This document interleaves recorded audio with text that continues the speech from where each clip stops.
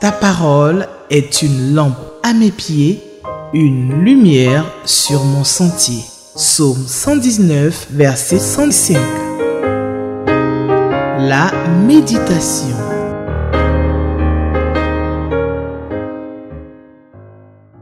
Chers téléspectateurs d'Espérance TV, bonjour, shalom, bienvenue à notre émission quotidienne, la méditation. Voilà, nous espérons que vous allez passer un bon moment avec nous et que la méditation de la parole de Dieu va vous faire du bien. Nous allons lire un texte biblique et le commenter ensemble. Alors, le passage que le lecteur de la Bible nous propose pour le mercredi 19 juin 2024, c'est 2 Corinthiens 12, 1 à 13. 2 Corinthiens 12, 1 à 13, c'est le passage proposé par le lecteur de la Bible pour ce jour. Et nous allons prier. Seigneur, nous allons maintenant ouvrir ta parole pour la lire. Seigneur, nous voulons que tu nous donnes de la comprendre, Seigneur. Nous prions que tu nous ouvres les yeux de nos cœurs, que tu nous ouvres l'intelligence, que ta parole, Seigneur, puisse être comprise par nous et par tous ceux qui suivent cette émission au nom de Jésus. Amen. Voilà, alors nous allons donc lire le texte qui est proposé pour le mercredi 19 juin 2024, 2 Corinthiens 12, versets 1 à 13, et je vais le lire dans la version Louis II. Il faut se glorifier, cela n'est pas bon. J'en viendrai néanmoins à des visions et à des révélations du Seigneur. Je connais un homme en Christ qui fut, il y a 14 ans, gravi jusqu'au 3e ciel. Si ce fut dans son corps, je ne sais. Si ce fut hors de son corps, je ne sais. Dieu le sait. Et je sais que cet homme, si ce fut dans son corps ou sans son corps, je ne sais, Dieu le sait, fut enlevé dans le paradis et qu'il entendit des paroles merveilleuses qu'il n'est pas permis à un homme d'exprimer. Verset 5. Je me glorifierai d'un tel homme, mais de moi-même je ne me glorifierai pas, sinon de mes infirmités. Si je voulais me glorifier, je ne serais pas un insensé, car je dirais la vérité, mais je m'en abstiens, afin que personne n'ait à mon sujet une opinion supérieure à ce qu'il voit en moi ou à ce qu'il entend de moi. Et pour que je ne sois pas enflé d'orgueil, à cause de l'excellence de ces révélations, il m'a été mis une écharde dans la chair, un ange de Satan, pour me souffleter et m'empêcher de m'enorgueillir.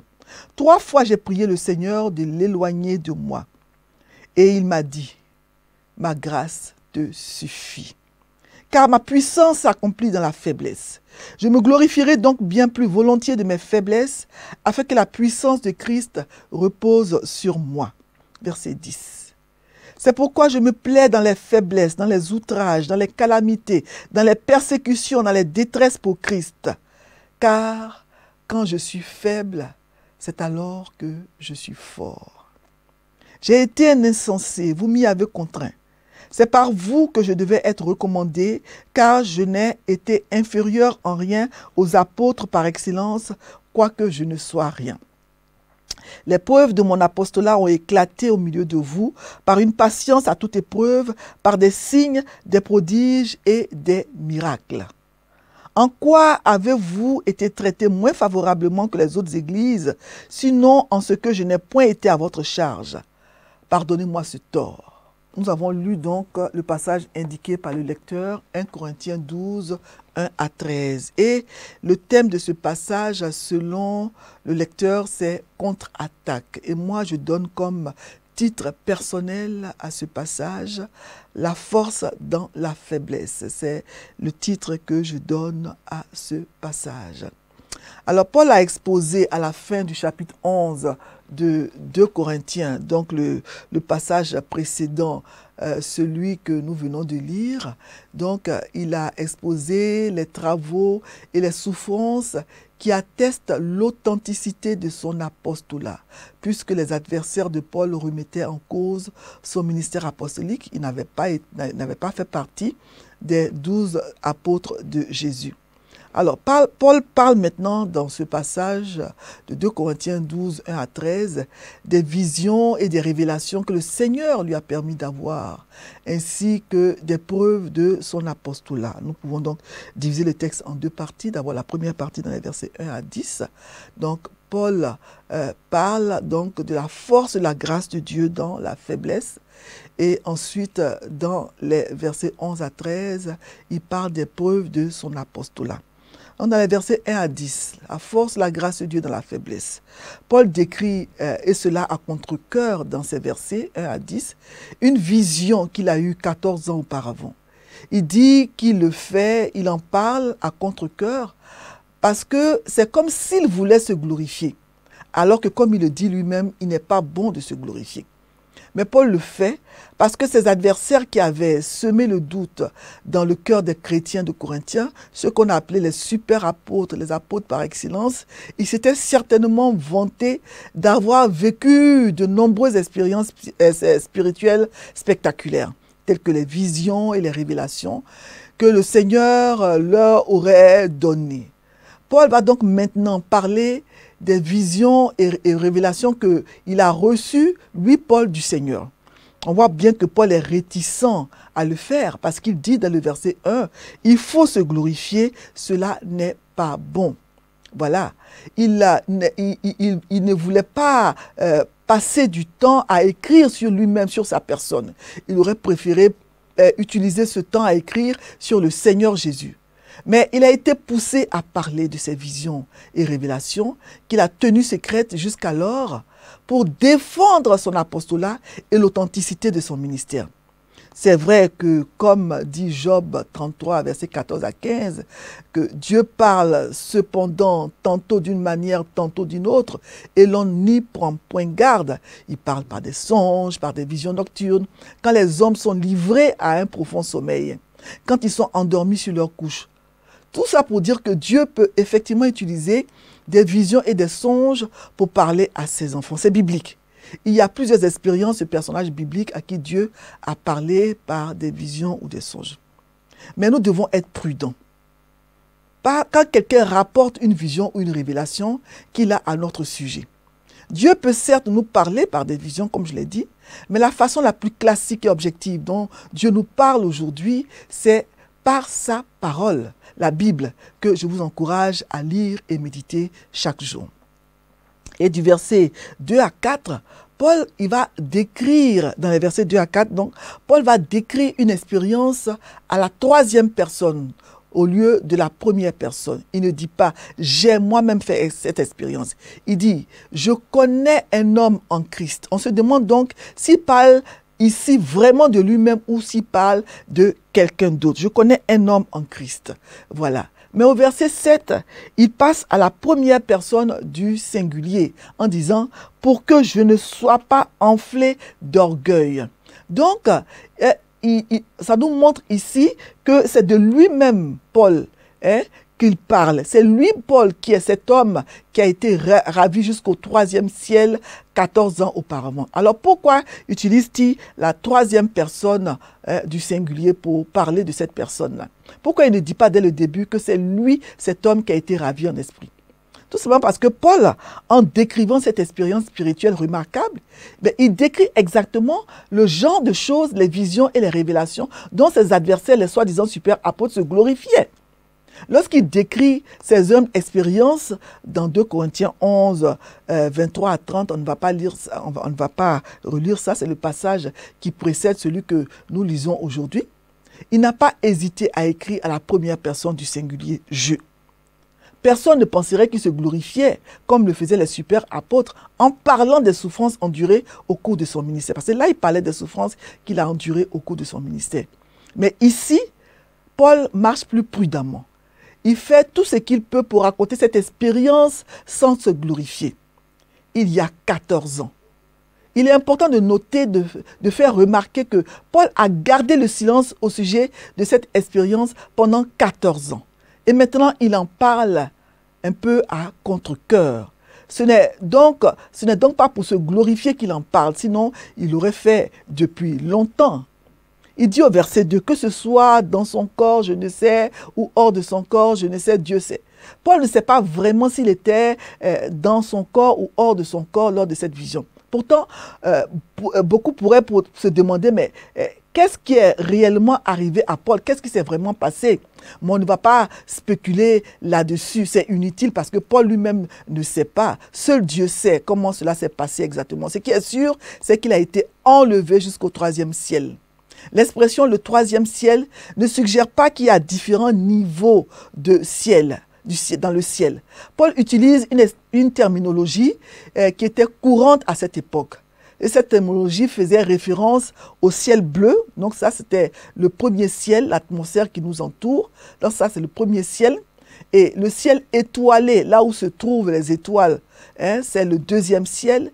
Et le 3e ciel, selon la tradition juive, c'est le paradis, le lieu où se tient le conseil de Dieu. Ainsi, c'est Paul lui-même qui a été enlevé au paradis. Paul a eu une vision ou une expérience du trône de Dieu, comme Ésaïe en a eu dans Ésaïe 6, 1, et Jean aussi, qui a eu ça sur l'île de Patmos, on en parle donc dans Apocalypse 4, versets 1 à 2. Et il a entendu des paroles merveilleuses qu'il ne peut pas exprimer avec le vocabulaire humain.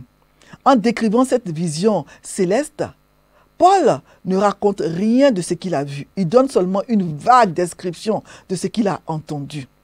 Ce que Dieu lui a dit à travers cette vision l'a certainement soutenu à travers toutes les épreuves qu'il a traversées pendant son ministère. Nous savons que Paul a traversé beaucoup d'épreuves pendant son ministère. Ce qui est sûr, c'est que c'était magnifique ce qu'il a entendu. C'était merveilleux. C'est extraordinaire.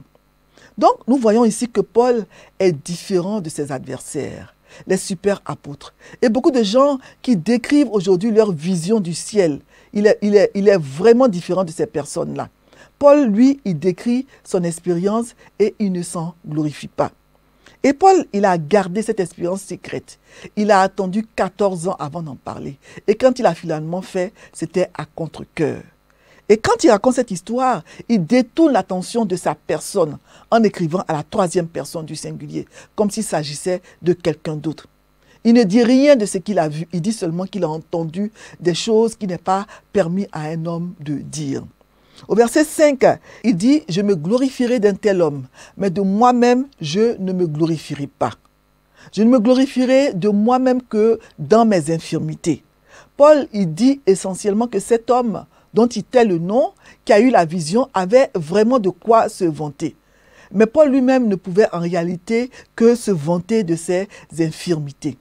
Ce qui était exactement ce qu'il faisait dans le passage précédent de Corinthiens 11, vers 3 à 30. Les adversaires de Paul, eux, n'auraient pas hésité à se vanter d'avoir vécu une telle expérience. Ils voulaient que les chrétiens de Corinthe voient la gloire de Dieu exprimée dans la faiblesse et non qu'ils le voient aussi grand que le prétendaient les super apôtres. Paul parle dans les versets 7 à 10 de la présence d'une écharde dans sa chair. Une écharde, c'est un petit fragment pointu de bois ou d'un autre corps qui a pénétré par accident sous la peau ou sous un ongle. L'écharde dans la chair de Paul est souvent traduit par épine. Et pour que je ne sois pas enflé d'orgueil, dit-il, à cause de l'abondance des révélations, une écharde m'a été mise dans la chair, un messager de Satan pour me souffleter afin que je ne sois pas enflé d'orgueil. Donc la vision que Paul a eue était si impressionnante qu'il lui aurait été facile de se glorifier de lui-même ou de faire en sorte que les autres se glorifient de lui à cause de cette expérience. Paul n'était donc pas à l'abri du danger de l'orgueil. Personne ne l'est d'ailleurs. En cela, Paul révèle la véritable raison pour laquelle il raconte sa vision céleste.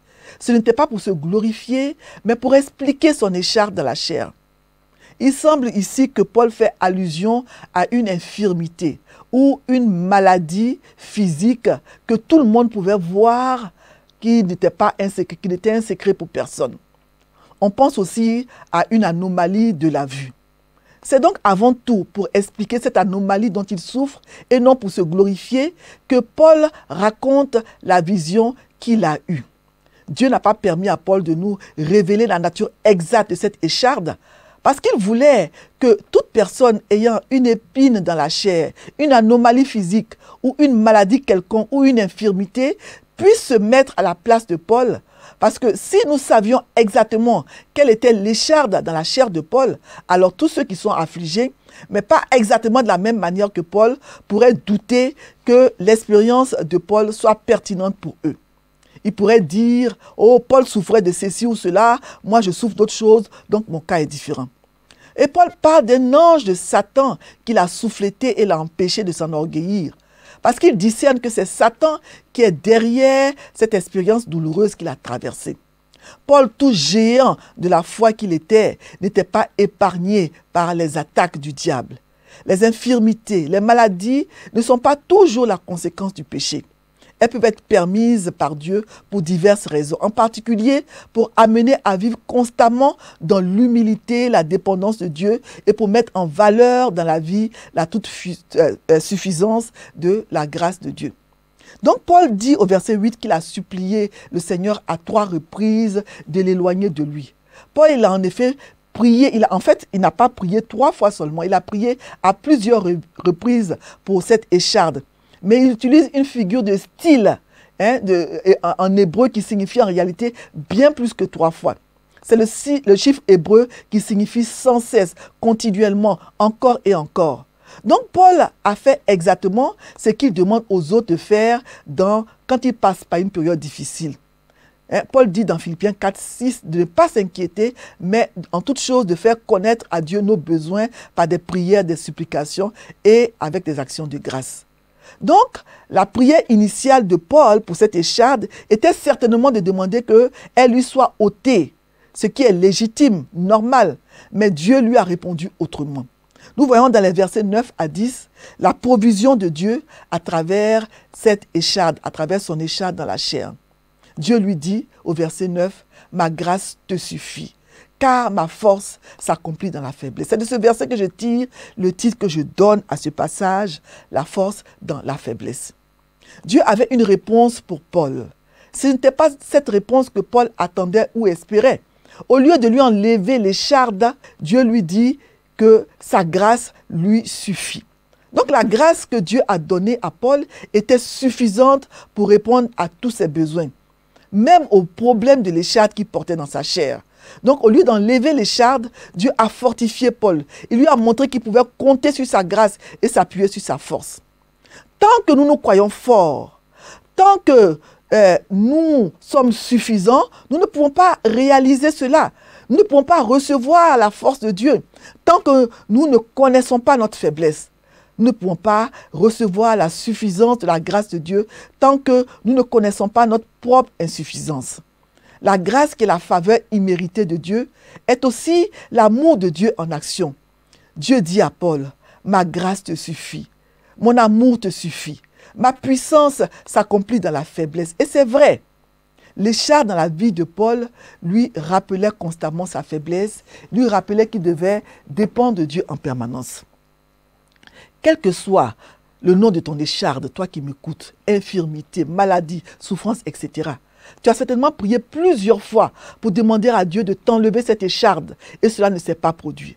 On ne connaît pas toujours les raisons pour lesquelles on n'obtient pas l'exaucement attendu à nos prières. On pourrait faire plusieurs études là-dessus. Mais il faut savoir dans cette situation que la grâce de notre Dieu est toujours disponible. Et elle est suffisante pour te soutenir, suffisante pour te fortifier, suffisante pour te réconforter, suffisante pour te permettre d'en triompher, suffisante pour t'en faire sortir. Paul, maintenant qu'il a compris cela, peut se glorifier de ses faiblesses, afin que la puissance de Christ repose sur lui. Il va jusqu'à dire qu'il se plaît dans ses faiblesses. Dieu a délibérément permis ses faiblesses dans la vie de Paul, afin qu'il dépende constamment et totalement de sa grâce et de sa force. Finalement, Paul ne se résigne pas à son sort, il s'en réjouit. Il se réjouit que Dieu ait permis qu'il ait ses faiblesses, pour ainsi dire, le forcer à s'appuyer sur sa grâce, sur sa force. Voilà. Et il peut dire, quand je suis faible, c'est alors que je suis fort. Paul était un homme qui avait parcouru le monde antique pour répandre l'évangile de Jésus, malgré les persécutions les plus féroces. Il avait enduré des naufrages, des emprisonnements, etc.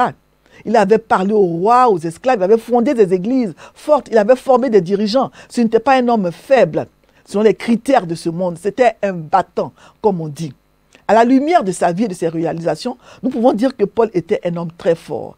Mais il était fort que parce qu'il connaissait ses faiblesses et qu'il s'appuyait sur la force de la grâce de Dieu.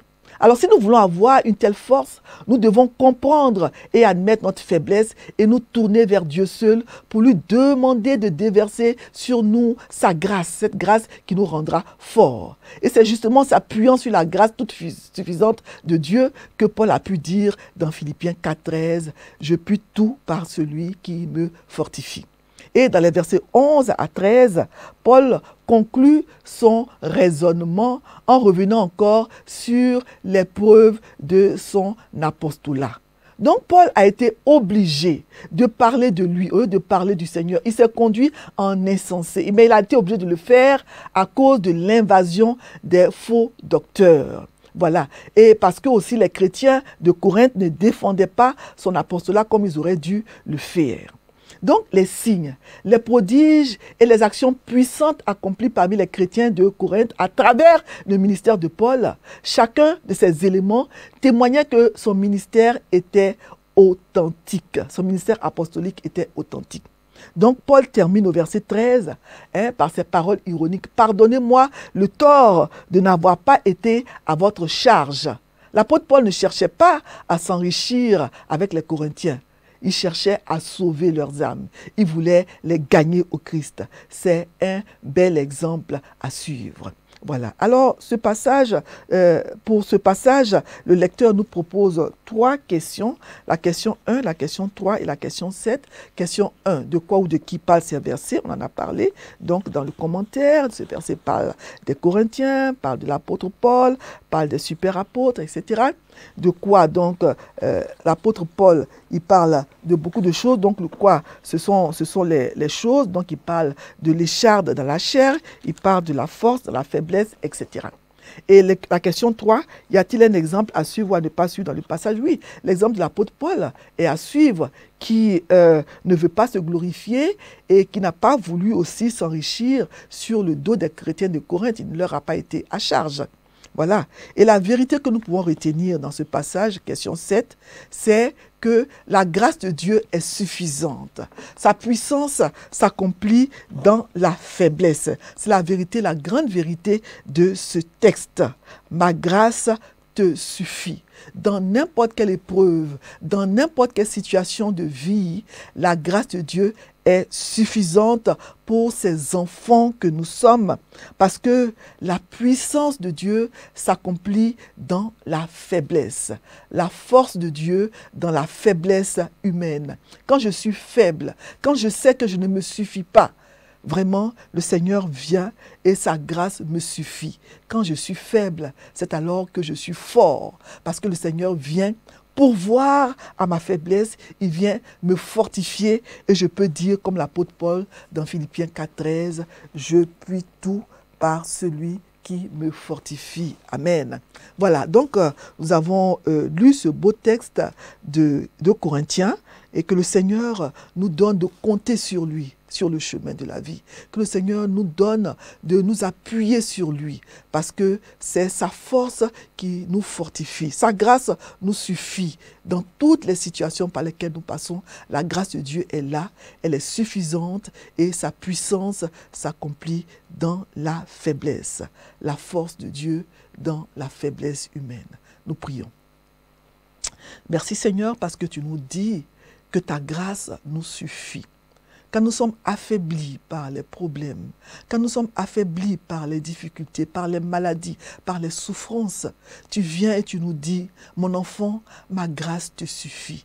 Merci pour cette grâce que tu déverses en abondance sur tes enfants que nous sommes, cette grâce que nous ne méritons pas. Merci Seigneur, parce que quand nous sommes faibles, nous pouvons dire qu'en ce moment-là, nous sommes forts parce que ta présence, ta fidélité, ta force ne nous fait pas défaut. Merci pour ta présence dans nos vies. Merci Seigneur. Amen. Ta parole est une lampe à mes pieds, une lumière sur mon sentier. Psaume 119, verset 105. La méditation.